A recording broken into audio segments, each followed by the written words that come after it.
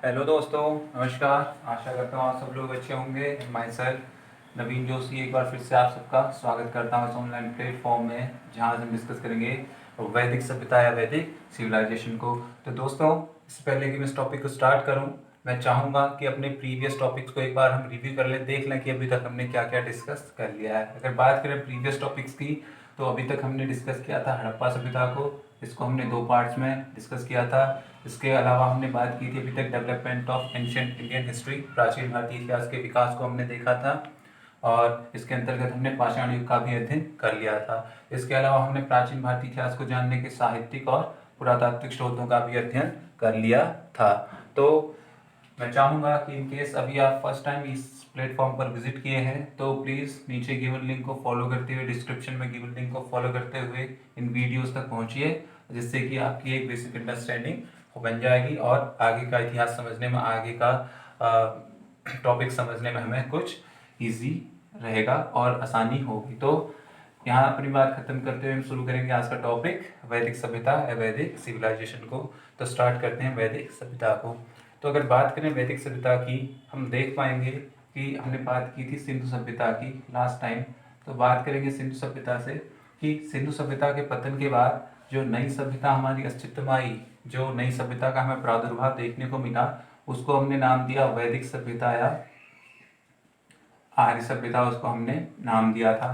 मैंने बोला कि सिंधु घाटी सभ्यता के पतन के बाद जिस नई सभ्यता का प्रादुर्भाव हुआ उसको नाम दिया गया आर्य सभ्यता या वैदिक सभ्यता। इसके अंतर्गत हम देखें कि कहाँ से हमें जानकारी मिलती है वैदिक आर्य या वैदिक संस्कृति, आर्य संस्कृति के बारे में, तो हम देख पाएंगे इसका सोर्स हमें जानने को मिलेंगे वेद, कि वेदों से हमें इसकी जानकारी मिलती है वैदिक संस्कृति। और वेदों के अंतर्गत भी हम देखेंगे जो वेद है एक ऋग्वेद, वह इसके जानकारी के लिए काफ़ी प्रमाणिक सोर्स के तौर पर हमारे सामने आता है। इसके पीछे भी एक रीज़न हमें देखने को मिलेगा। इसका रीज़न यह है कि यह सर्वाधिक प्राचीन वेद है यह, इस कारण जो है यह हमें इस समय की जानकारी उपलब्ध कराने में सक्षम दिखता है। ओके, तो ये हमने बात की कुछ वैदिक संस्कृति के संदर्भ में, कि इसकी जानकारी के स्रोतों के संदर्भ में। इसके बाद आगे बढ़े और इस वैदिक शब्द को देखने की कोशिश करें, तो हम देखेंगे जो वैदिक शब्द है यह वेद से निकल कर बना हुआ है, वेद से निकला हुआ है वैदिक शब्द। और इसका अर्थ हम देखेंगे, इसका अर्थ हमें जानने को मिलता है ज्ञान। मैंने बोला वैदिक शब्द वेद से निकला हुआ है, जिसका अर्थ होता है ज्ञान। और इस ज्ञान की अगर बात करें तो यह ऐसा ज्ञान था जो कि सीधे जो है ऋषि मुनियों द्वारा, ऋषि मुनियों को, ऐसा ज्ञान जो ऋषि मुनियों को सीधे ईश्वर द्वारा प्रदान किया गया था। ऐसा ज्ञान जो ईश्वर द्वारा सीधे सीधे ऋषि मुनियों को प्रदान किया गया था, उसको हमने वेद के संदर्भ में ले रखा है। और इस ज्ञान को हम देखेंगे कि यह पीढ़ी दर पीढ़ी आगे बढ़ता गया, अर्थात ऋषि मुनियों ने इसको फर्दर फॉरवर्ड किया, आगे बढ़ता गया। और लेटर ऑन यह बाद में यह संकलित हो गया। जब यह संकलित हो गया और इसको हमने नाम दिया था वैदिक साहित्य। और वैदिक साहित्य के अंतर्गत हम देखें, इसके अन्य नाम हम देख पाते हैं वैदिक साहित्य को, और अन्य नाम से जाना जाए तो इसमें हम देखेंगे इसको श्रुति, अपौरुषेय और नित्य आदि नामों से भी इसको जाना जाता है। नित्य, श्रुति और अपौरुषेय आदि नाम से भी इस वैदिक साहित्य को हम जान पाते हैं। इसके बाद हम आगे बढ़ें और देखें कि जो आर्य संस्कृति या वैदिक संस्कृति, इसका क्या सोर्स, कैसे बनी है, इसके संदर्भ में हमें क्या जानकारी मिलती है। तो हम देखेंगे कि जो इसके संदर्भ में एक मत निकल के आता है कि आर्य जो लोग थे, इन्होंने ही जो है सिंधु घाटी सभ्यता पर आक्रमण किया था। आर्यंस ने सिंधु घाटी सभ्यता पर आक्रमण किया, यहाँ की नगर संरचनाओं को ध्वस्त किया और यहाँ के नगरों का विनाश किया, और अपनी एक वैदिक संस्कृति की इन्होंने नींव रखी। तो यह एक मत है जिसको हम बेसिकली लास्ट टाइम भी डिस्कस कर चुके थे, जहाँ पर हमने देखा था इसको सिंधु घाटी सभ्यता के पतन के कारणों के अंतर्गत। तो मैंने बताया कि एक मत के अनुसार आर्यों का आक्रमण जो है सिंधु घाटी सभ्यता के विनाश का कारण था, और यहाँ पर ही इन्होंने अपनी सभ्यता की नींव रखी। अगर इस मत को मैं फिर से एक बार बताना चाहूँ तो मैं बता दूं कि गार्डन, चाइल्ड और व्हीलर इस मत के समर्थक थे। ठीक है, बहरहाल कोई प्रमाणिक सोर्स ना मिलने के कारण इसको एक कल्पना मात्र ही हम लेके चलेंगे। ठीक है, इसके बाद अब आगे बढ़ते हैं और देखते हैं आर्य शब्द को। तो हम देखेंगे कि जो आर्य शब्द है, इसका जो सबसे पहला यूज़ था वह क्या था, मैक्स मूलर ने। तो मैक्स मूलर ने सबसे पहले इस आर्य शब्द का यूज़ किया था लगभग 1853 में। तो 1853 के आसपास मैंने बोला कि मैक्स मूलर ने आर्य शब्द का यूज़ किया। और इस शब्द का अगर हम अर्थ जाने कि किस संदर्भ में उसने इसको यूज़ किया, तो उसने इसको एक श्रेष्ठ जाति के संदर्भ में यूज़ किया था। मैंने बोला कि मैक्स मूलर ने आर्य शब्द का प्रयोग श्रेष्ठ जाति के संदर्भ में किया था। आगे बढ़ते हुए देखते हैं कि जो वैदिक संस्कृति है जिसकी हम बात कर रहे हैं, इसके निर्माता हमने बताया आर्य थे। इसी के अकॉर्डिंग इसका नाम आर्य संस्कृति भी हम देख पाते हैं। तो वैदिक संस्कृति के निर्माता हमें देखने को मिलेंगे आर्य थे। तो आर्यों के लिए जो है अनेक कुछ अन्य शब्दों का भी उपयोग हम देख पाते हैं, जैसे ये लोग उत्तम, श्रेष्ठ, उत्कृष्ट, तो ये अन्य नाम भी हमें आर्यों के संदर्भ में देखने को मिलते हैं। इसका रीजन ये देखने को मिलता है कि आर्य जो लोग थे वह खुद को उस समय उपस्थित अन्य लोगों की तुलना में श्रेष्ठ समझते थे, खुद को उनसे सुपीरियर समझते थे। इसलिए वह खुद के लिए ऐसे उपमाजनक अर्थात अच्छे अच्छे शब्दों का वह प्रयोग किया करते थे। तो ये हमने बात की आर्य शब्द के अर्थ में। अब बात करें वैदिक सभ्यता के अर्थ, वैदिक सभ्यता को कि किस तरह से हम इस वैदिक सभ्यता का अध्ययन कर पाते हैं। तो हम देखेंगे कि वैदिक सभ्यता के अध्ययन के लिए हम इसको दो पार्ट में डिवाइड करके चलेंगे। तो दो पार्ट के अंतर्गत हम देखेंगे, फर्स्ट हम देखेंगे ऋग्वैदिक काल और लेटर हम बात करेंगे उत्तर वैदिक काल की। ओके, तो आज हम लेके चलेंगे ऋग्वैदिक काल और नेक्स्ट जब हम मिलेंगे तब हम उसमें बात करेंगे उत्तर वैदिक काल की, और उसी में हम दोनों को एक कंक्लूजन के तौर पर दोनों में डिफ्रेंशिएट करने की भी कोशिश करेंगे। ओके, तो यहाँ से हम स्टार्ट करेंगे आज का टॉपिक ऋग्वैदिक काल को। ऋग्वैदिक काल की अगर मैं बात करूँ तो हम देख पाते हैं कि ऋग्वैदिक काल की कोई प्रमाणिक जानकारी अर्थात कोई एक्यूरेट टाइम, कोई सटीक जानकारी या टाइमलाइन इस समय की हमें नहीं मिल पाती है। तो किसी भी सभ्यता के लोगों के बारे में अगर हमें जानकारी लेनी है तो उस समय का टाइमलाइन हमारे पास होना काफ़ी इम्पोर्टेंट हो जाता है। तो जैसे कि मैंने बताया ऋग्वैदिक काल की कोई सटीक जानकारी समय के अनुरूप हमें नहीं मिल पाती कि क्या इसका समय काल रहा होगा। तो इस कारण हमें इस समय के लोगों के बारे में भी अच्छी जानकारी उपलब्ध नहीं कर पाते हैं, अर्थात पूरी सटीकता से जानकारी उपलब्ध नहीं कर पाते हैं। बट जो मोटे तौर पर इसका एक टाइमलाइन लिया जाता है उसको अनुसार ऋग्वैदिक काल जो है 1500 से 1000 ईसा पूर्व तक इसका समय रहा था। ओके, तो ऋग्वैदिक काल का समय 1500 से 1000 ईसा पूर्व तक रहा था। बात करें इसको कि क्यों इसका नाम ऋग्वैदिक काल नाम दिया गया है, तो हम देख पाते हैं कि इस टाइम में जो है यहाँ पर ऋग्वेद संहिता की यहाँ पर रचना हमें देखने को मिलती है। इस कारण इस समय को ही ऋग्वैदिक काल नाम दे दिया गया। और क्योंकि यहाँ पर ऋग्वेद की रचना हुई थी तो यही एकमात्र सोर्स हमें ऋग्वैदिक काल की जानकारी देने में सहायक दिखता है, क्योंकि अन्य कोई ऐसा सोर्स हमारे पास देखने को नहीं मिलता है। इसके बाद आगे बढ़ेंगे और देखते हैं कि जो वैदिक सभ्यता थी वह ग्रामीण सभ्यता थी। वैदिक सभ्यता ग्रामीण सभ्यता थी, किसके विपरीत? सिंधु घाटी सभ्यता के विपरीत। जैसे हमने लास्ट टॉपिक में देखा था, सिंधु घाटी सभ्यता नगरीय सभ्यता थी, नगर नियोजन को हमने डिस्कस किया था, उसके सड़कों को, नालियों को, गलियों को हमने डिस्कस किया था। तो उसके विपरीत यह ग्रामीण सभ्यता थी। और ग्रामीण सभ्यता थी तो यहाँ पर जो आर्यों का मुख्य व्यवसाय था वह था पशुपालन। पशुपालन एज अ प्रायोरिटी यहाँ पर इनका मेन काम था, मेन ऑक्यूपेशन। बट जो सेकेंडरी ऑक्यूपेशन था वह था कृषि। तो कृषि ज़्यादातर उपयोग में नहीं की जाती थी, तो पशुपालन ही इनका मुख्य व्यवसाय यहाँ पर देखने को मिलेगा। इसके बाद हमें एक और चीज़ यहाँ पर देखने को मिलती है, 1400 ईसा पूर्व का बोगसकाई अभिलेख। 1400 ईसा पूर्व का बोगसकाई अभिलेख जो हमें देखने को मिलेगा एशिया माइनर में। तो एशिया माइनर में जो बोगसकाई अभिलेख हमें देखने को मिलता है उसमें कुछ देवताओं के नाम का अंकन हमें देखने को मिल जाता है। ये वही देवता यहाँ पर हमें मिलते हैं जिनका वर्णन हमें ऋग्वेद के अंतर्गत भी देखने को मिलता है। ओके, मैंने बताया कि 1400 ईसा पूर्व का एक अभिलेख, बोगसकाई अभिलेख हमें मिलता है एशिया माइनर से, जिसमें हमें जो देवता हैं जिनके अंतर्गत हम उन देवताओं की बात करें तो इसमें हमें देखने को मिलेगा इंद्र, वरुण, मित्र, नासत्य। ये आदि देवताओं का वर्णन जो यहाँ पर हमें इस अभिलेख में मिलता है ये सेम यहाँ पर भी हमें देखने को मिलते हैं। तो इससे कंक्लूजन ये निकलता है कि जो आर्यंस थे, जो आर्य लोग थे, वह इस स्थान से अर्थात ईरान के रास्ते होते हुए भी ये भारत में पहुंचे थे, क्योंकि यह ईरान के आसपास एरिया हमें देखने को मिलेगा। ओके, तो एक क्लियरिटी यहाँ से हमें देखने को मिलती है कि ईरान के रास्ते आर्य जो है भारत पहुंचे थे। तो इसी आइडिया को आगे फॉरवर्ड करते हैं और देखते हैं कि आर्यों के निवास स्थान के बारे में अन्य कौन कौन से मत हमें देखने को मिल जाते हैं। तो वैसे काफ़ी अनेक मत इनके संदर्भ में दिए गए हैं, बट यहाँ पर हम कुछ इंपोर्टेंट मतों को ही डिस्कस करते हैं। तो उनमें से सबसे पहले मैं बात करूँगा मैक्स मूलर की। तो मैक्स मूलर के अनुसार जो आर्य का निवास स्थान है वह बताते हैं मध्य एशिया। तो मिडिल एशिया में बताते हैं मैक्स मूलर आर्य का निवास स्थान, जिसको बैक्ट्रिया भी कहा जाता है। ओके, तो दूसरा नाम हमारे पास आता है बाल गंगाधर तिलक का। तो बाल गंगाधर तिलक के अनुसार जो आर्यंस थे वह उत्तरी ध्रुव से आए हुए थे, नॉर्थ पोल से। तो बाल गंगाधर तिलक के अनुसार आर्यंस उत्तरी ध्रुव से आए हुए थे। तीसरा मत है हमारे पास अविनाश चंद्र दास का। अविनाश चंद्र दास के अंतर्गत आर्य का जो मुख्य निवास स्थान था वह था सप्तसैंधव क्षेत्र। ठीक है जी, सप्तसैंधव क्षेत्र। इसको अभी भौगोलिक स्थिति के अंतर्गत हम देखेंगे, आर्यों की भौगोलिक स्थिति के अंतर्गत इसको डिस्कस करेंगे कि आर्यों का निवास स्थान सप्तसैंधव क्षेत्र था, कि यहाँ से ये लोग आए थे।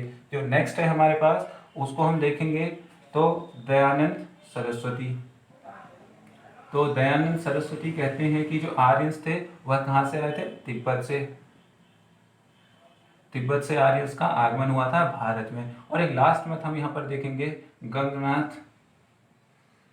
गंगनाथ झा का। अगर गंगनाथ झा की बात करें तो इनके अनुसार आर्य जो है ब्रह्मर्षि देश से आए हुए थे। तो ब्रह्मर्षि देश को भी हम अभी भौगोलिक विस्तार के अंतर्गत देखेंगे। और यहाँ पर बताते हुए चलें तो गंगा और यमुना के द्वाब क्षेत्र को ही ब्रह्मर्षि क्षेत्र के अंतर्गत लिया जाता है। ओके, तो ये कुछ मत हमने देखे जो इम्पोर्टेंट थे। और इनमें अगर सर्वमान्य मत की बात करें तो मैक्स मूलर का मत यहाँ पर सर्वमान्य मत देखने को मिलता है, जिसके अनुसार आर्य जो है मध्य एशिया या जो है मिडिल एशिया से होते हुए भारत की तरफ पहुंचे थे। और इसके बाद हम बात करेंगे आर्यों के भौगोलिक विस्तार की। तो इसके बाद अगर बात की जाए भौगोलिक विस्तार की, तो यहाँ पर हमने देखा था कि आर्यों की आरंभिक इतिहास की जानकारी का मेन सोर्स था ऋग्वेद, जिसको कि यहाँ पर मैंने मेंशन किया है। और ये लास्ट तक यहाँ पर रहेगा, क्योंकि काफ़ी इंपॉर्टेंट एक वर्ड है, टर्मिनोलॉजी है। तो जैसे कि मैंने बताया, आर्यों की आरंभिक इतिहास की जानकारी का मुख्य स्रोत हमें देखने को मिलता है ऋग्वेद। और ऋग्वेद के अंतर्गत ही हम देखेंगे कि जो आर्यंस के निवास स्थान का मुख्य क्षेत्र बताया गया है उसको नाम दिया गया है सप्तसैंधव क्षेत्र। जैसे कि मैंने बताया, सप्तसैंधव क्षेत्र को ऋग्वेद के अंतर्गत आर्यों के निवास स्थान का मुख्य क्षेत्र बताया गया। और मैंने डिस्कस कर दिया था कि सप्तसैंधव क्षेत्र का अर्थ मैंने बताया था 7 नदियों का क्षेत्र, इसको हम कहते हैं। अगर बात करें इन 7 नदियों की तो हम यहाँ पर इनको डिस्कस कर लेते हैं। तो सबसे पहले इसमें मिलेगी हमें सिंधु, दूसरी इसमें मिलेगी हमें सरस्वती, तीसरी का नाम हम यहाँ पर देखेंगे शतुद्री, सिंधु सरस्वती शतुद्री विपाशा, इसके बाद परुष्णी और अस्किनी, और एक लास्ट यहाँ पर वितस्ता। तो ये 7 नदियां और इनके अंतर्गत जो क्षेत्र आता था उसी को नाम दिया गया था सप्तसैंधव क्षेत्र। उम्मीद है इन सब से आप फेमिलियर नहीं हो पाए होंगे अभी तक, क्योंकि ये सब कुछ नदियों के पुराने नाम हैं। अगर इनके आधुनिक नामों की बात करें, सिंधु और सरस्वती को छोड़कर इनके आधुनिक नामों की अगर बात करें तो हमें देखने को मिलेगा शतुद्री का आधुनिक नाम सतलज, विपाशा का आधुनिक नाम हमें देखने को मिलता है व्यास, और परुष्णी का आधुनिक नाम हम देखेंगे रावी। और इसी के तट पर जो है हम देखेंगे दशराग युद्ध हुआ था 10 राजाओं के मध्य, और भरतचंद के राजा सुदास के मध्य जो युद्ध हुआ था उसको दशराग युद्ध नाम दिया गया था। और इसी के बाद हम देखेंगे अस्किनी का आधुनिक नाम चेनाब, और वितस्ता का आधुनिक नाम चेनाब। ओके, तो चेनाब इसका आधुनिक नाम हमें देखने को मिल जाता है। तो ये कुछ नदियाँ और उनके पुराने नाम और आधुनिक नाम हमने यहाँ पर लिख चुके हैं। इसके अलावा कुछ और नदियाँ हैं, ये तो सप्तसैंधव क्षेत्र के अंतर्गत आने वाली नदियाँ हैं। इसके अलावा जो कुछ अन्य नदियाँ हैं उनके आधुनिक नाम और प्राचीन नामों को भी लगे हाथ डिस्कस कर लिया जाए। तो जिसमें अगर बात करें तो गोमती, लेफ्ट साइड में पुराने नाम और राइट साइड में आधुनिक नामों का यहाँ पर मैंने डिस्कस किया है। ओके, तो गोमती का आधुनिक नाम हमें देखने को मिलता है गोमल। इसके बाद हम देखेंगे कुभा, कुंभ या कुंभा का नाम हमें आधुनिक नाम देखने को मिलता है काबुल। इसके बाद एक और नदी इंपोर्टेंट सदानीरा, सदानीरा का आधुनिक नाम हम देख पाते हैं गंडक। ओके, तो ये कुछ नदियां थी, इनको हम डिस्कस कर चुके थे। सप्त सैंधव क्षेत्र के अंतर्गत मैंने बात की थी और ये कुछ नदियां उनसे हटकर थी। ठीक है जी। इसके बाद ये स्थान हमें आर्यों का जो निवास स्थान जान पड़ता है उसकी जानकारी हमें मिली है ऋग्वेद के अंतर्गत। ठीक है, तो इसके बाद जो अन्य जानकारी हमें ऋग्वेद के अनुसार मिलती है कि आर्यंस जो थे वह अफगानिस्तान, पंजाब होते हुए इनका जो विस्तार था पश्चिमी उत्तर प्रदेश तक इनका विस्तार हमें देखने को मिल जाता है। अगर यहाँ से बात करें इसी के अंतर्गत जो सतलज से यमुना नदी तक का जो क्षेत्र था उसको नाम दिया गया था ब्रह्मवर्त। ऋग्वेद के अंतर्गत ही ये सारी जानकारी की चर्चा चल रही है। ओके, तो ब्रह्मवर्त क्षेत्र था सतलज से यमुना नदी के बीच का क्षेत्र, और इस ब्रह्मवर्त क्षेत्र को ही ऋग्वैदिक कालीन आर्यों की सभ्यता का मुख्य केंद्र माना जाता है। ब्रह्मवर्त को ऋग्वैदिक कालीन सभ्यता का केंद्र माना जाता है। जो दूसरा अलग एक पॉइंट आता है उसके अनुसार जो गंगा और यमुना का जो दोआब क्षेत्र था जहाँ पर आर्यों ने कब्जा किया था, तो इसको मैंने पहले भी बताया कि इसको हमने नाम दिया था ब्रह्मर्षि देश, गंगा और यमुना के दोआब क्षेत्र को, जो कि नदन साइड में मिलेगा। इसके बाद हम देखते हैं कि जब इसी एरिया को आधार बनाते हुए पूरे उत्तर भारत पर आर्यों ने कब्जा कर लिया था तो उसको उन्होंने नाम दिया था आर्यावर्त, और आर्यावर्त अर्थात आर्यों का देश। तो इस वर्ड से जहाँ तक आप फैमिलियर होंगे आर्यावर्त से, जो कि भारत का आधुनिक प्राचीन नाम एक पर्यायवाची के तौर पर हम इसको प्रयोग करते हैं। इसके बाद आगे बढ़ेंगे और देखेंगे कि नदियों के संदर्भ में ही कि जो वैदिक संहिताएं हैं इसमें टोटल 31 नदियों का हमें वर्णन देखने को मिलता है, और अकेले ऋग्वेद के अंतर्गत 25 नदियों का इसमें वर्णन हम देख पाते हैं। तो ऋग्वेद के अंतर्गत 25 नदियाँ, टोटल 31 रिवर्स का हम देख पाते हैं वैदिक संहिताओं में वर्णन।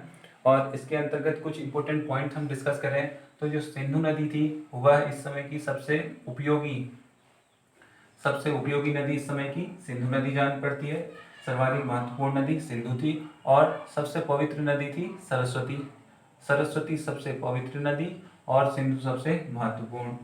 तो सरस्वती की पवित्रता के अकॉर्डिंग इसको कुछ अन्य उपमाएं भी हम देखते हैं कि इसको कुछ अन्य उपमाएं भी दी गई थी। तो इसके कुछ अन्य नाम हम देखेंगे, देवी तमा, माते तमा एंड नदी तमा। इसको हम देखेंगे। जो सरस्वती थी यहाँ पर हम देखते हैं कि यह जो है नदियों की देवी थी, और लेटर वैदिक एज में इसको हम देखेंगे कि यह विद्या की देवी बन जाएंगी। ओके, तो ये कुछ उपमाएं सरस्वती नदी के लिए प्रयोग की गई थी। और यहाँ पर कुछ इंपोर्टेंट पॉइंट अगर बात करें तो गंगा नदी जो है, गंगा नदी का ऋग्वेद में 1 बार और यमुना नदी का 3 बार इसमें वर्णन हमें देखने को मिलता है। तो ये कुछ पॉइंट्स हमने डिस्कस किए ऋग्वैदिक काल की भौगोलिक विस्तार के संदर्भ में। इसके बाद आगे बढ़ेंगे और देखेंगे यहाँ की सामाजिक स्थिति को देखते हैं ऋग्वैदिक काल की। अगर मैं इस संदर्भ में बात करूं तो हम देख पाते हैं कि यहाँ पर जो ऋग्वैदिक समाज था वह पितृसत्तात्मक था सामाजिक स्थिति। ओके, तो जैसा कि मैंने बताया कि हम देख पाएंगे कि ऋग्वैदिक समाज जो है पितृसत्तात्मक समाज था। इम्पोर्टेंट है क्योंकि इससे पहले हमने हड़प्पा सभ्यता में देखा था वह मातृसत्तात्मक समाज हमें देखने को मिला था। तो मैंने बोला ऋग्वैदिक समाज पितृसत्तात्मक था। यहाँ पर जो सामाजिक संगठन का आधार था वह गोत्र या जन्म मूलक था, अर्थात जन्म के आधार पर ही आपको अलग अलग वर्णों या उनमें डिवाइड कर दिया जाता था। इसके बाद हम देखेंगे पितृसत्तात्मक समाज के अंतर्गत कि जो समाज की सबसे छोटी इकाई जिसको परिवार कहते हैं, तो समाज की जो सबसे छोटी इकाई परिवार थी, जिसका अन्य नाम हमें देखने को मिलेगा कुल। तो इसका जो मुखिया होता था वह होता था पिता या कुलक। ओके, तो पिता या कुलक सबसे छोटी इकाई का यहाँ पर मुखिया देखने को मिलता है पितृसत्तात्मक समाज में। और एक इम्पोर्टेंट पॉइंट यहाँ पर हम देखें तो भले ही यहाँ पर समाज पितृसत्तात्मक रहा होगा, बट यहाँ पर महिलाओं की स्थिति दयनीय नहीं थी, उनकी हालत बहुत अच्छी थी, उनको विकास के सारे मौके उपलब्ध कराए गए थे। तो इसके संदर्भ में कुछ पॉइंट को लेंगे स्त्रियों की दशा के अंतर्गत, तो हम देखेंगे कि यहाँ पर स्त्रियां यज्ञ कार्यों में भाग लेती थी। ओके, एक पॉइंट ये निकल के आता है स्त्रियों की अच्छी दशा के संदर्भ में कि वह जो है यज्ञ कार्यों में भाग लेती थी। दूसरा हम देखेंगे कि यहाँ पर पर्दा प्रथा और बाल विवाह और सती प्रथा का, ये जो प्रथाएं थी इनका प्रचलन भी यहाँ पर नहीं हमें देखने को मिलता है। थर्ड इंपॉर्टेंट पॉइंट यहाँ पर देखें तो कि यहाँ पर पुत्रियों का भी उपनयन संस्कार होता था। ये सब बात चल रही है स्त्रियों के संदर्भ में। ओके, तो पुत्रियों का भी यहाँ पर उपनयन संस्कार हम देखेंगे। और एक और इम्पोर्टेंट पॉइंट कि यहाँ पर एक पति विवाह था, पति एक से अधिक पत्नियां नहीं रख सकता। ओके, और यहाँ पर शिक्षा के संदर्भ में हमें काफ़ी अधिक अच्छी जानकारी मिलती है कि महिलाओं को शिक्षा के मौके दिए गए थे, शिक्षा के द्वार स्त्रियों के लिए खुले थे। अगर इसमें हम देखें तो इसमें हम देख पाते हैं लोपामुद्रा, घोषा, सिकता, अपाला, तो ये कुछ विदुषी स्त्रियां हैं जिनका वर्णन हमें ऋग्वेद में देखने को मिल जाता है। तो इससे पता चलता है कि जो है ऋग्वैदिक समाज स्त्रियों के लिए भेदभावपूर्ण नहीं था, भले ही यह समाज पितृसत्तात्मक क्यों ना रहा हो। ठीक है, तो ये हमने देखी। तो स्त्रियों के आगे बढ़ते हुए हम यहाँ पर देखेंगे कि ऋग्वैदिक समाज में संयुक्त परिवार की प्रथा प्रचलन में थी। संयुक्त परिवार यहाँ पर संयुक्त परिवार की प्रथा प्रचलन में थी। और एक शब्द यहाँ पर हम देख पाते हैं नृत्य, जो कि बहुत सारे रिश्तों के लिए एक साथ प्रयोग इसका देखने को मिलता है।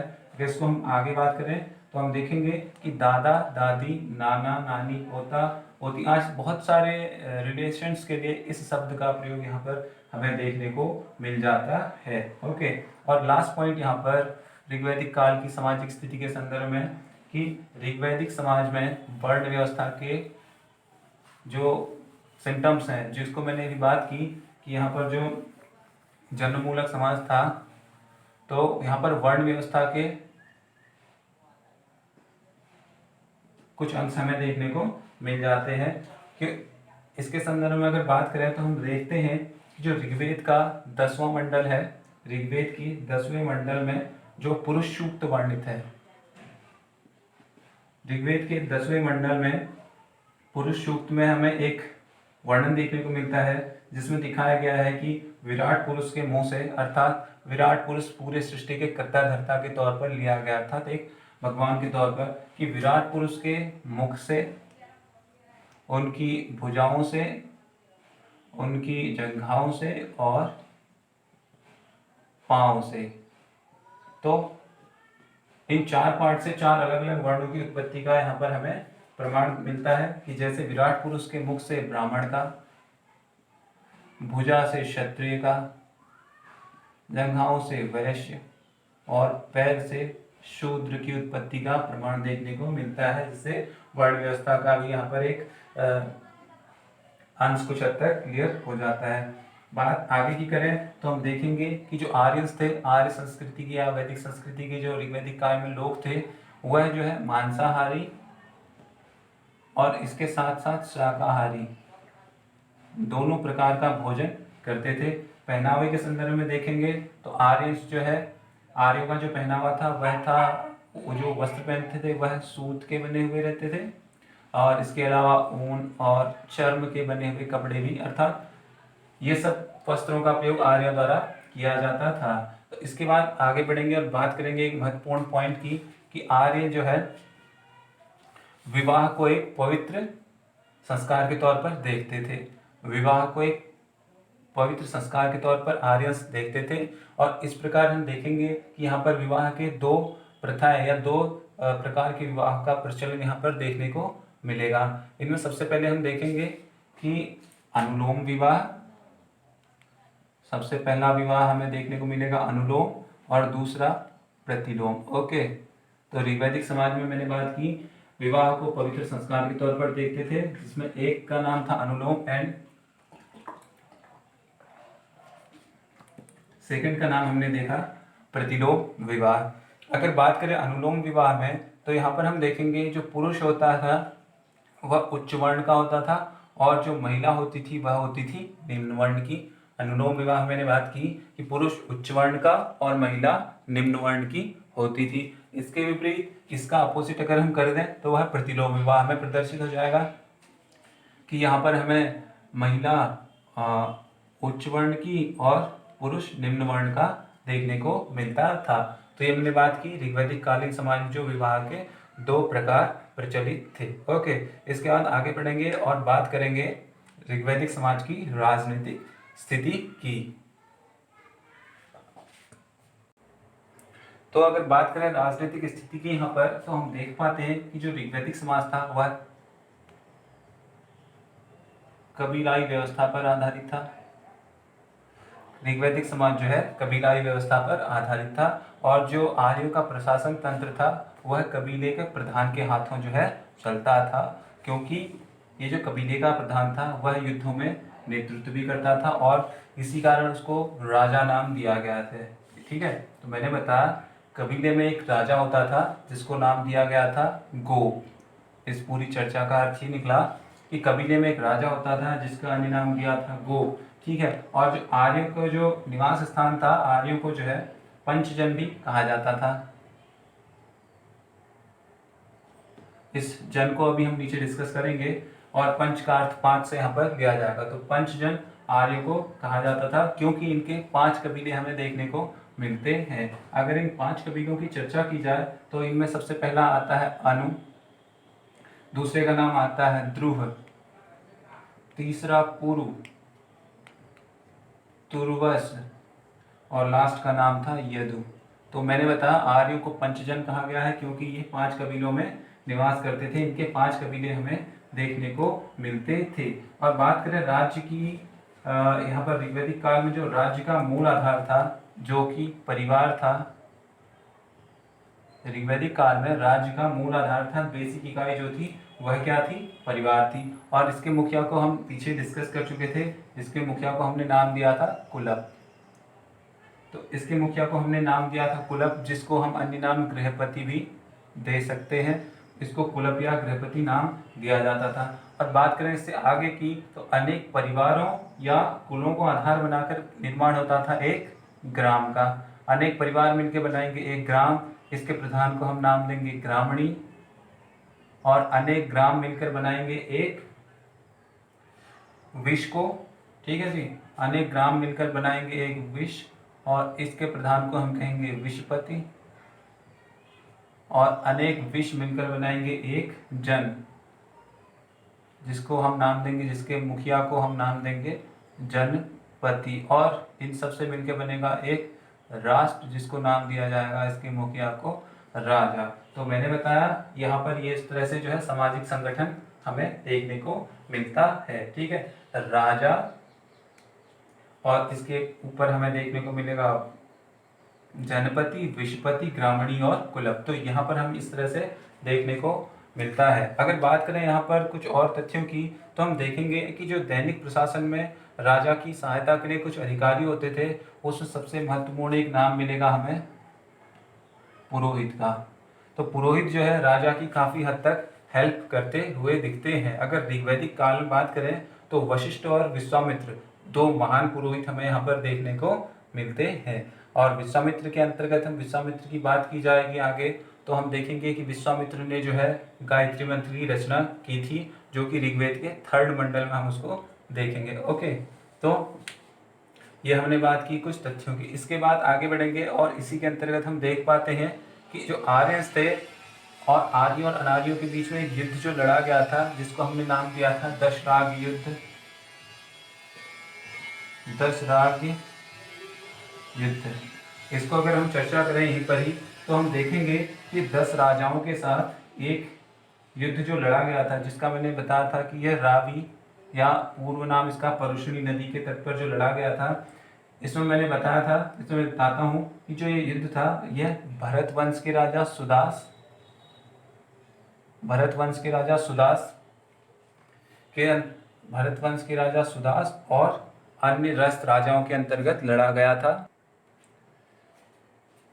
सुदास के साथ अन्य 10 राजाओं का साथ युद्ध हुआ था, जिसमें से हम देखते हैं कि 5 आर्यंस थे, 5 अनार्य राजा थे।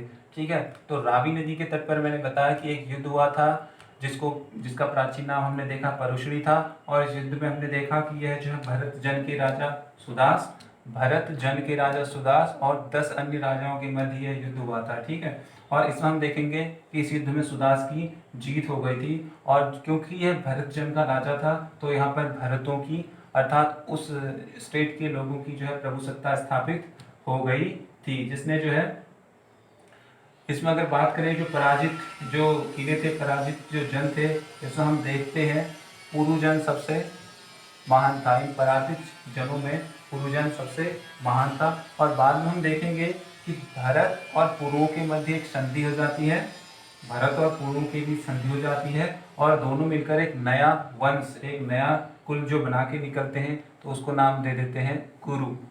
ठीक है, ये कुछ एक्स्ट्रा नॉलेज के संदर्भ में लेके चलते हैं इसको। तो मैंने बताया कि भरत जन के राजा सुदास और पुरु के बीच में एक संधि होती है, और इसको नाम दिया जाता है कुरु के नाम से। और फिर यही आगे बढ़कर जो है कुरु पांचाल में हम देखेंगे, उत्तर वैदिक काल में इसका महत्व हम देख पाएंगे। ठीक है, तो यहाँ पर से आगे बढ़ेंगे और देख पाएंगे आर्यों की प्रशासनिक इकाइयां जो है इस तरह से बटी हुई हमने देख ली, जिसमें हमने देखा कुल, ग्राम, विश्व, जन और राष्ट्र। इसके बाद हम आगे बढ़ते हैं और देखते हैं कि यहाँ पर राजतंत्रात्मक शासन व्यवस्था तो थी, इसके साथ साथ यहाँ पर जनतंत्रात्मक व्यवस्था भी देखने को मिलती थी। जनतंत्रात्मक जिसमें लोगों की भागीदारी भी हम देख पाएंगे। ठीक है जी, राजतंत्रात्मक के साथ साथ जनतंत्रात्मक भी यहाँ पर व्यवस्था हम देख पाते हैं। अगर बात करें इसके अंतर्गत, तो जनतंत्रात्मक संस्थाओं के अंतर्गत, जनतंत्रात्मक व्यवस्था के अंतर्गत अनेक संस्थाओं का यहाँ पर हमें विकास देखने को मिलता है, जिसमें सभा, समिति और विगत, ये कुछ संस्थाएं हमें देखने को मिल जाती हैं, जहाँ पर जो है सामाजिक, धार्मिक और आर्थिक चर्चाएं होती थी। इन संस्थाओं के अंतर्गत सामाजिक, धार्मिक और आर्थिक विषयों पर, आर्थिक प्रश्नों पर चर्चा हमें देखने को मिलती थी। बात करें यहाँ पर महिलाओं की, तो महिलाएं भी यहाँ पर राजनीति में भाग लेती हुई दिखती हैं। ठीक है, क्योंकि सभा और विगत जो परिषद होती थी, जो इस तरह की जो संस्थाएं होती थी, यहाँ पर महिलाओं की सक्रिय भूमिका हमें देखने को मिलती है। मैंने बोला सभा और विगत में महिलाओं की उपस्थिति का प्रमाण देखने को मिलता है। इससे आगे अगर बढ़े और बात करें, तो हम देख पाएंगे कि सभा और समिति जो दो संस्थाएं थी, यह राजा को सलाह देती थी। सभा और समिति राजा को सलाह देने वाली संस्था थी। और इसमें जो सभा थी, इसमें श्रेष्ठ लोग या किसी स्पेशल विषय में, मतलब किसी विषय में विशेषज्ञता हासिल किए हुए लोग इसमें प्रतिभाग करते थे, जबकि समिति में आम जनता इसमें प्रतिनिधित्व करती थी। ओके, मैंने बताया सभा में श्रेष्ठ लोग रहते थे, जबकि समिति में आम जनमानस भी इसमें प्रतिभाग करता था, जो कि राजा को नियुक्त करते थे, उसको पद से हटा सकते थे। इस तरह के निर्णयों में भी उनकी भागीदारी रहती थी। और अगर विगत की बात करें, तो यह सबसे प्राचीन आर्यों की एक संस्था के तौर पर जानी जाती है। ठीक है, तो इससे आगे बढ़ते हुए हम देखेंगे कि यहाँ पर जो राजा होता था, वह भूमि का मालिक हमें देखने को नहीं मिलता, अर्थात राजा उस समय की राज्य की भूमि का मालिक नहीं होता था। तो भूमि का जो स्वामित्व हम देख पाएंगे, वह जनता में हमें देखने को मिलता है। तो इससे एक निर्णय ये लिया जा सकता है कि यहाँ पर अगर राजा भूमि का मालिक नहीं है, तो टैक्सेशन की कोई व्यवस्था नहीं दिखी होगी। बट एक नाम हमें यहाँ देखने को मिलता है, बलि। तो बलि एक प्रकार का कर हमें देखने को मिलता है, और जिसकी अगर चर्चा की जाए, तो यह एक स्वैच्छिक कर था, जो कि प्रजा अपनी इच्छा से राजा को दिया करती थी। बदले में राजा इसके उनकी सुरक्षा की जिम्मेदारी लेता था। राजा प्रजा की सुरक्षा की जिम्मेदारी हेतु उनके द्वारा एक कर दिया जाता था, जिसको बलि नाम दिया गया था। ठीक है, और यहाँ पर हम अपनी राजनीतिक स्थिति को समाप्त कर आगे बढ़ेंगे ऋग्वैदिक कालीन आर्थिक स्थिति की तरफ। ठीक है जी, अगर बात करें आर्थिक स्थिति में, तो हम देख पाएंगे कि ये जो समाज था ऋग्वैदिक कालीन, यह क्या था? ग्रामीण समाज था, जो कि हमने डिस्कस किया था। ग्रामीण समाज के साथ साथ अभी हमने बोला यह कबीलाई समाज था। आर्थिक स्थिति के अंतर्गत मैं बोला कि अभी तक हमारी जो चीजें आगे डिस्कस हो चुकी है, उसके अनुसार कि ऋग्वैदिक समाज जो था ग्रामीण समाज था, कबीलाई समाज था। तो यहाँ पर हम देखेंगे कि ग्रामीण समाज होने के कारण यहाँ पर हमें पशुओं का इंपॉर्टेंस देखने को मिल जाएगा। ठीक है जी। तो और एक और चीज़, पशुपालन को भी मैं डिस्कस कर चुका था कि यहाँ पर इनका मेन ऑक्यूपेशन क्या था, पशुपालन, और कृषि को जो है एग्रीकल्चर जो है हमने इसका सेकेंडरी ऑक्यूपेशन के तौर पर डिस्कस किया था। तो पशुओं के इंपॉर्टेंस को देखते हुए हम यहाँ पर सबसे पहले कुछ पशुओं की चर्चा करते हैं जो हमें ऋग्वैदिक काल के अंतर्गत देखने को मिल जाते हैं, या जिनकी चर्चा हमें ऋग्वैदिक समाज के अंतर्गत देखने को बारंबार मिलती है। अगर इन पशुओं में बात करें तो हम सबसे पहले देख पाएंगे गाय को, घोड़ा और भैंस,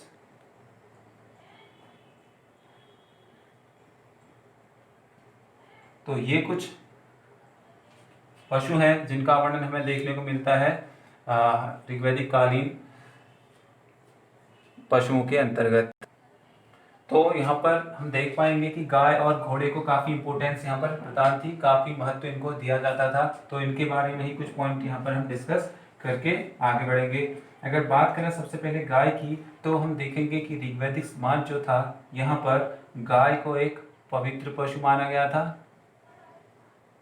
ऋग्वैदिक काल में गाय को पवित्र पशु माना गया था।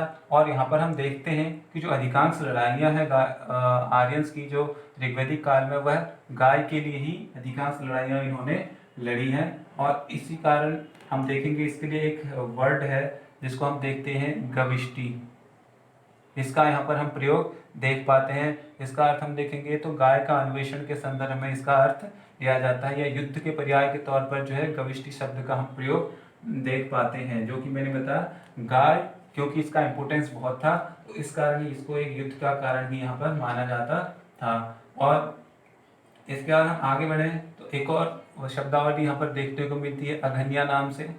तो इस वर्ड को अगर देखें तो इसका अर्थ न मारे जाने योग्य पशु से है। तो गाय को इस श्रेणी में ही रखा गया था, अर्थात गाय को मारना बहुत ही हीनियस क्राइम या जो है जघन्य अपराध के तौर पर समझा जाता था। और ऋग्वेद में वर्णन मिलता है कि जो व्यक्ति गाय को मारने की कोशिश करे या उसको घायल करता है या उसका वध करने की कोशिश करता है तो उसके लिए मृत्युदंड या देश निकाला की सजा का प्रावधान हमें देखने को मिलता है ऋग्वेद के अंतर्गत। ओके, इसके बाद हम आगे बढ़ेंगे और बात करेंगे दूसरे पशु घोड़े के संदर्भ में। तो हम देखते हैं कि यह जो है दूसरा अति उपयोगी पशु भी यहाँ पर हमें देखने को मिलता है। पूजनीय पशु के रूप में गाय, जैसे वहां पर हमने देखा था कि सबसे महत्वपूर्ण नदी सिंधु और सबसे पवित्र नदी सरस्वती, और सेम चीज यहाँ पर हम बात करते हैं कि सबसे पूजनीय गाय और सबसे महत्वपूर्ण घोड़ा। तो घोड़े के महत्व को इस संदर्भ में भी ले सकते हैं कि युद्धों में यह काम आता होगा, युद्ध के संदर्भ में लोग इस पर बैठ के युद्ध करने निकलते होंगे। ठीक है, तो इसके अलावा ये कुछ अन्य पशुओं का वर्णन हमें देखने को मिलता है। इसके बाद हम आगे बढ़ेंगे और देखेंगे कि जो ऋग्वेद में अनेक शिल्पियों का भी वर्णन हमें देखने को मिलता है। शिल्पी अर्थात अन्य कार्यों से संबंधित, जैसे शिल्पकार्यों से संबंधित कुछ लोग। अगर इनके कुछ उदाहरण देखें तो इसके अंतर्गत हमें मिलेगा बढ़ई का वर्णन। बढ़ई जानते होंगे, लकड़ी से संबंधित कार्य करने वाला। ऐसे ही रथकार, और इसके अलावा हम देखेंगे जो अन्य नाम है बुनकर है या जो है चर्मकार है। तो इन सब का भी वर्णन हमें देखने को मिलता है ऋग्वेद के अंतर्गत। और यहाँ पर हम देखेंगे एक वर्ड मिलता है हिरण्य।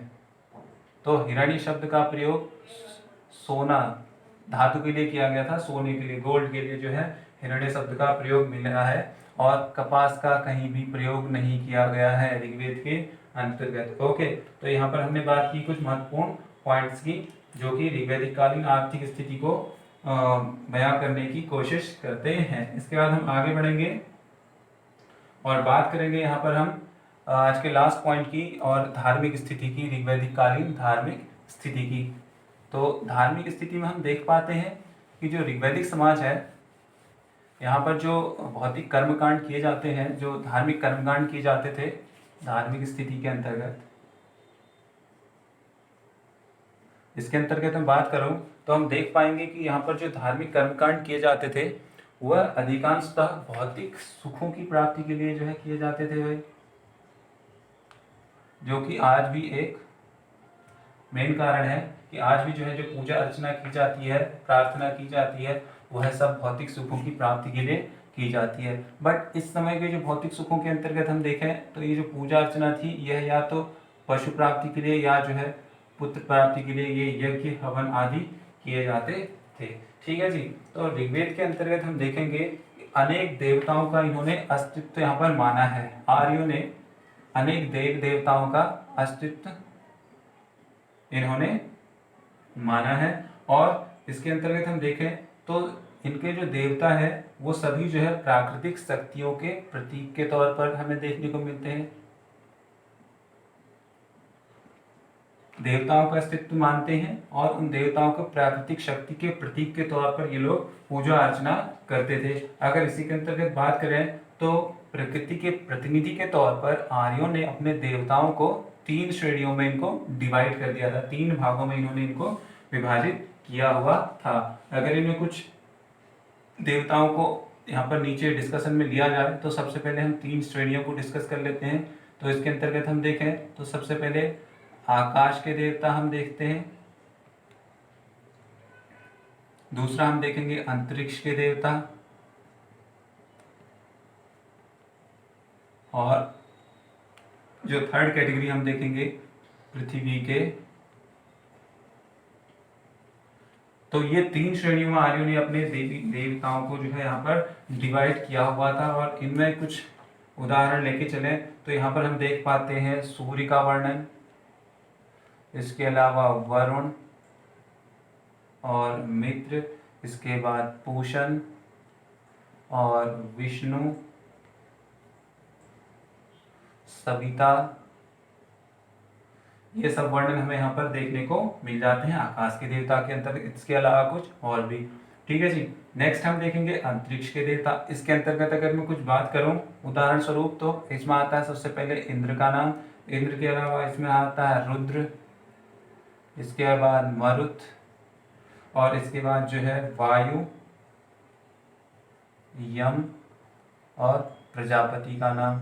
तो ये कुछ नाम हमें आते हैं अंतरिक्ष के देवता के अंतर्गत। और इसके अलावा जो लास्ट कैटेगरी थी इसमें हम देखेंगे अग्नि, अग्नि के अलावा सोम, और इसके बाद बात करें तो बृहस्पति की, और इसके बाद सरस्वती।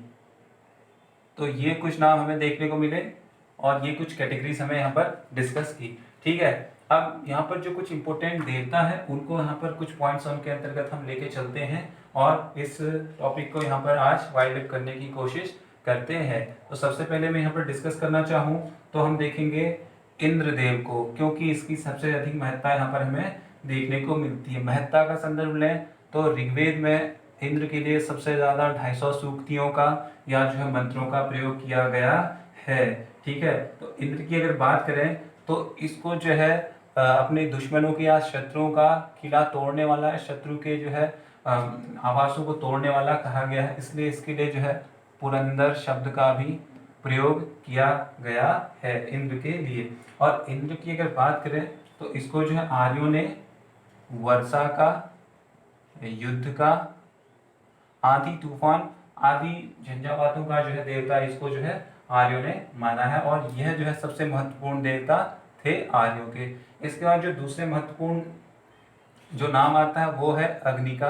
अगर अग्नि की बात करें तो 200 बार अग्नि का वर्णन हमें देखने को मिलता है ऋग्वेद में, और इनकी इम्पोर्टेंस यहाँ पर इससे दिखती है कि ये जो अग्नि थी, जो अग्नि देवता थे, इनको जो है मनुष्यों और भगवान में मध्यस्थता कराने के लिए जो है जाना जाता था, अर्थात एज ए मीडिएटर ये काम करते थे, मध्यस्थता स्थापित करने का काम करते थे।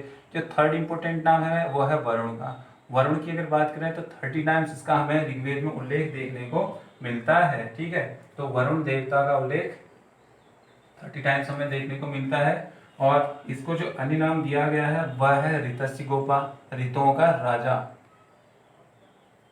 ऋतस्य गोपा इसको नाम दिया गया, और इसको जो है जल निधि का प्रतिनिधि अर्थात पानी वगैरह आदि से संबंधित इनको माना गया था। ठीक है जी। इसके बाद एक और नाम आता है यहाँ पर सविता। सविता की अगर बात करें इनको सवित्र देव भी कहा जाता है। तो इनके लिए जो है यहाँ पर गायत्री मंत्र का प्रयोग किया है, जो कि मैंने बताया अभी। गायत्री मंत्र सवित्र देवता को समर्पित है और इसकी रचना विश्वामित्र ने की थी, जो कि ऋग्वेद के तीसरे मंडल में वर्णित है। क्लियर हो गया। नेक्स्ट बात करें अगर सोम की, तो इसको एक पेय पदार्थ का देवता माना जाता था। सोम को पेय पदार्थ का देवता माना जाता था और इसका वर्णन हमें ऋग्वेद के 9वें मंडल में देखने को मिलता है। और इसके बाद आगे बढ़ेंगे, बात करेंगे सरस्वती की। तो सरस्वती को मैं पहले भी बता चुका था कि यहाँ पर इसको नदियों का देवी, नदी की देवी माना गया है और बाद में यह उत्तर वैदिक काल में विद्या की देवी के तौर पर उभर के आई थी। क्लियर हो गया। नेक्स्ट बात करें पूषण की। तो यहाँ पर हम देखेंगे कि जो पूषण है ऋग्वेदिक काल में वनस्पति या जो है पशुओं के देवता के तौर पर इनको पूजा जाता है, जबकि उत्तर वैदिक काल में इनको जो है, ऋग्वेदिक काल में मैंने कहा कि इनको वनस्पति के देवता के तौर पर पूजा जाता है और उत्तर वैदिक काल में इन्हें शूद्रों का देवता मान लिया जाता था। शूद्रों के देवता के तौर पर पूषण की पूजा की जाती थी। तो यह कुछ इंपॉर्टेंट पॉइंट हमने डिस्कस किए हैं धार्मिक स्थिति के अंतर्गत और यहीं पर हम आज का अपना सेशन समाप्त करेंगे। इससे पहले हम ऋग्वेद के संदर्भ में या इस पूरे टॉपिक के संदर्भ में कुछ इंपॉर्टेंट पॉइंट, उनको हम पॉइंट के अकॉर्डिंग ही डिस्कस कर लेते हैं, कुछ इंपॉर्टेंट बिंदुओं को। तो कुछ इंपॉर्टेंट पॉइंट के अंतर्गत हम देखें तो सबसे पहला पॉइंट हम देख पाते हैं कि जो ऋग्वेद है इसमें जो अलग अलग मंडल हमें देखने को मिलते हैं वह प्रत्येक मंडल किसी न किसी ऋषि के संदर्भ में जो है वो संदर्भित, अर्थात प्रत्येक मंडल किसी न किसी ऋषि के लिए जो है वह लिखा गया है या किसी न किसी ऋषि द्वारा वह लिखा गया है। तो मैंने बताया कि प्रत्येक मंडल किसी न किसी ऋषि को समर्पित है। और बात करें इसमें 2 से 7 तक के मंडल की, तो हम देखेंगे 2 से 7 तक जो मंडल है ऋग्वेद के अंतर्गत, ये सब चर्चाएं ऋग्वेद के संदर्भ में। तो ऋग्वेद के अंतर्गत जो 2 से 7 तक मंडल है वह सबसे प्राचीन है। ठीक है, सबसे प्राचीन मंडल है 2 से 7 तक। जो नेक्स्ट इंपोर्टेंट पॉइंट यहाँ पर हम देखेंगे कि मैंने बात की थी जो थर्ड मंडल है ऋग्वेद का, वह मैंने बताया अभी कि विश्वामित्र से संबंधित है, विश्वामित्र से संबंधित है। और मैंने बताया इस यहाँ पर ही कि गायत्री मंत्र का उल्लेख भी यहीं पर ही मिलता है, अर्थात विश्वामित्र द्वारा ही गायत्री मंत्र की रचना की गई थी। नेक्स्ट पॉइंट हम देखेंगे जो 7वां मंडल है, यहाँ का 7वां मंडल है, वह वशिष्ठ से संबंधित है जी। 7वां मंडल वशिष्ठ से संबंधित है और इसी में हम देखेंगे कि 10 राग के युद्ध का वर्णन हमें मिलता है, जिसको अभी अभी हमने कुछ मिनट्स पहले ही डिस्कस किया था। और इसके बाद आगे बढ़े तो हम देखेंगे कि जो 9वां मंडल है ऋग्वेद का, जो 9th मंडल है वह सोम देवता को समर्पित है। सोम देवता को समर्पित है ऋग्वेद का 9वां मंडल। और 10वें मंडल को अभी हमने डिस्कस कर लिया था कि विराट पुरुष की उत्पत्ति से, विराट पुरुष से अनेक वर्णों की उत्पत्ति का हमें वहां से पता चलता था, जिसमें मैंने बताया मुख से ब्राह्मण, भुजा से क्षत्रिय और जंघा से वैश्य और पैर से शूद्र की उत्पत्ति का ज्ञान हमें मिलता है 10वें मंडल में। ठीक है, तो इसके बाद हम आगे बढ़े और देखेंगे कि अनेक जो वर्णन हमें देखने को मिलते हैं। तो मैंने बताया था कि गंगा नदी का ऋग्वेद में 1 बार, ऐसे यमुना का जो है 3 बार वर्णन हमें देखने को मिलता है। और बताया था कि इंद्र का 250 टाइम्स 250 सूक्तियाँ जो है इंद्र के लिए वर्णित हैं। ऐसे अग्नि का जो है 200 बार वर्णन हमें देखने को मिलता है। इसके बाद हमने कुछ प्राचीन और नवीन नदियों को भी पहले ही डिस्कस कर लिया था। तो this is the end of the video for today. और उम्मीद करता हूँ यहाँ तक मैं आप सबको कनेक्ट कर पाया हूँगा और उम्मीद है मेरी बातें आप तक पहुँच पाई होंगी। और thanks for listening and watching. And जब हम नेक्स्ट टाइम मिलेंगे तो हम वहाँ पर डिस्कस करेंगे उत्तर वैदिक काल को। और तब तक के लिए धन्यवाद एक बार फिर से आप सबका, एंड थैंक यू।